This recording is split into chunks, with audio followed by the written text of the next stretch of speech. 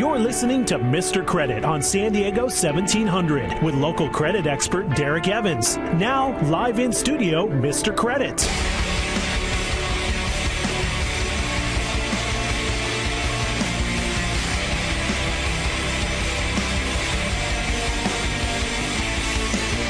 Welcome to Mr. Credit.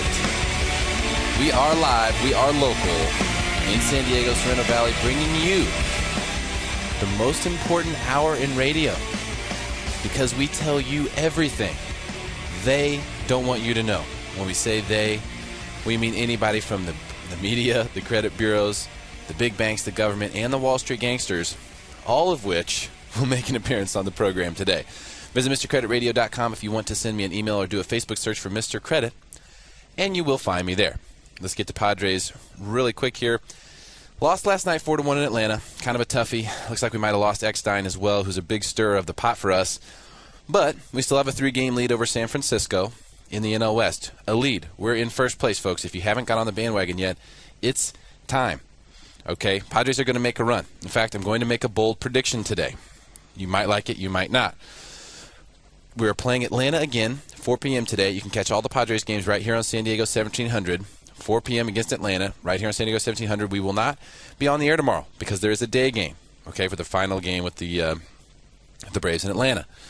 The prediction is this. The Padres will make it to the World Series. It's a prediction, not a promise. But the bad news is this. They're not going to win the World Series. I'm telling you, this is Nostradamus coming out right here. I'm telling you the Padres are going to make it to the World Series, but they're not going to win. Now, that's good news for everyone, especially if you own real estate downtown. Hey, might be a good time to sell come October. But that's the prediction. They're going to make a run. The pitching is good. The team is young. Who do we got to really compete with? I mean, the Cardinals have won 7 in a row. They tend to falter it toward the end of the year. Cincinnati has been on fire. That's just not going to continue. There's no way. So catch all the Padres games. Save the station in your dial. San Diego 1700. We put it all right here for you today at 4 o'clock against Atlanta. All right, we got a bunch of important stuff to cover today. And I'm going to get to some emails today. So help me God. No matter what happens, I promise I will get to some of those emails. Now, the first thing I want to talk about today is deflation, inflation. All right, we hear these things talked about all the time. And I think this is the type of word that just bounces right off someone's head, goes in one ear, out the other. But I want you to understand how important this is. And not just to the sake of credit, meaning your credit score or the money that you're borrowing or the loans that you have out there or the credit card debt that you might have out there, but just in general. So this is a CNN Money article, The Fed's Toughest Foe, Deflation. So the Federal Reserve, these guys who you keep hearing about on the news who are dropping interest rates and things like that, their whole goal, the whole reason for their existence is to prevent inflation. Inflation. They're trying to keep currency from being devalued. Okay, inflation is when the same thing costs more. The hamburger at McDonald's, instead of a $1 menu, they have the $10 menu. Okay, that's inflation. Think about it that way. Now, deflation would mean that things are getting cheaper. So that $1 hamburger is 50 cents if there's deflation going on. It's going down in value, which means that the money that you have in the bank and so forth is worth more because it can buy more than it could before. That's deflation. So they're saying the Fed's toughest foe is deflation. I'm interested by this immediately because I know that the Fed's purpose is to curb inflation. Let's begin. Battling inflation has historically been a major aim of the Federal Reserve. But central bank policymakers now have an even bigger worry. A bigger worry, deflation. A bigger worry than inflation is deflation. Really? Do you really think that if the amount of money that you had in your savings or the amount of money that you were making could buy you more stuff, you really think that's bad? I don't think so. So let's keep going. Prices have been slowing for 3 months. Members of the Federal Reserve openly voiced concerns about deflation at their last meeting. The Fed now expects inflation of barely 1% this year. Inflation of 1%? What's so bad about that? It's not like people are making gobs and gobs more money. It's not like there's some, there's a growing economy and then there's no inflation and we're just like puzzled as to why that's happening. I mean, inflation occurs when the economy grows, when demand increases. Okay, the reason that the burger, instead of being $1, costs $5 when you have an inflationary situation is because you have a lot of demand. And you have a lot of demand from people who can pay more, and eventually, that's the way a market works. So, I mean, why is there even any inflation here? We don't have a growing economy. Our economy is, should be producing deflationary information, not inflation. It doesn't make sense at all. So now, inflation of barely 1% this year does not include the food and energy prices. Let me ask you a question right now. What would you do if gas tomorrow was $10 a gallon?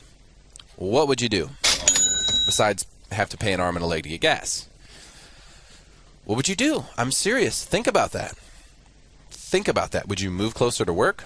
Would you go get a moped? Would you finally buy a hybrid? Think about it. What would you do? And I want you to do this. I want you to go ahead and do it, whatever it is.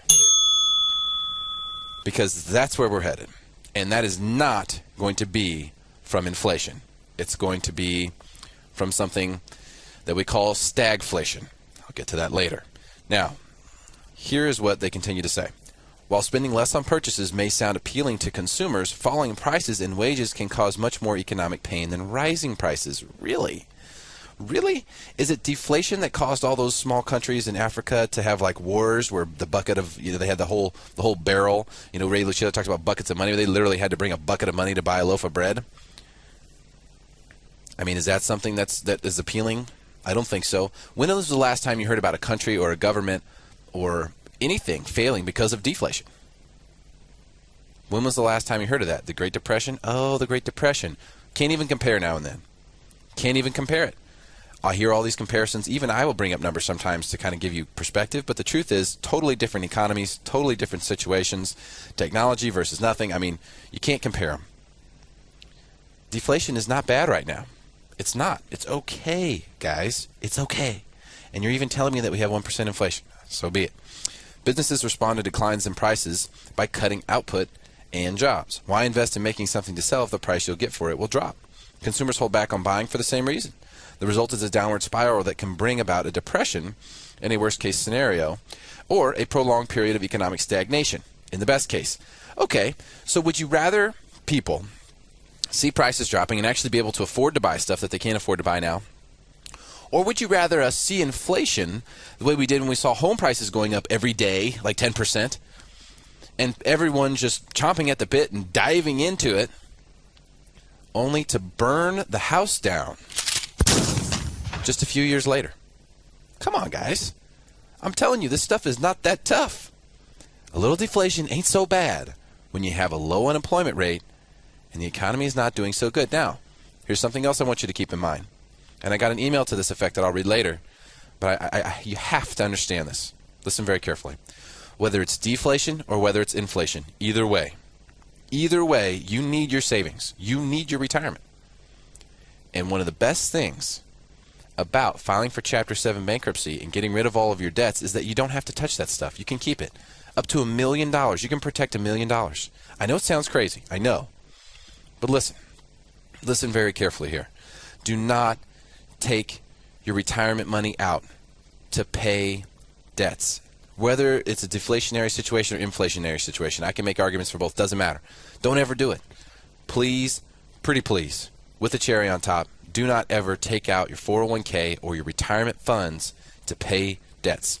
Or, and for that matter, whether it's credit cards or whatever it may be, pay anything if you can avoid it. Remember, Chapter 7 bankruptcy only takes about 90 to 100 days to complete, and then you're out of it. You wipe out all your credit card debt, any collections, medical bills, wage garnishments, judgments you might have, any unsecured debts like personal loans, signature loans, those all get deleted forever, gone. Okay, that's how neat Chapter 7 is. Not to mention your credit score goes higher in almost every case. And you can protect your retirement. Up to $1 million. You can have $1 million in your 401k, and when you file Chapter 7 bankruptcy, they can't touch it. They can't come after it.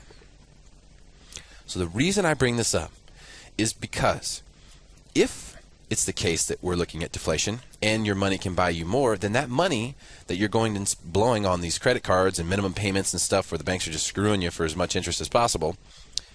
And by the way, they made Bank of America made $3 billion the last 3 months, and Citi made 2.7. So I think they're going to be okay if you discharge your credit card debt with them.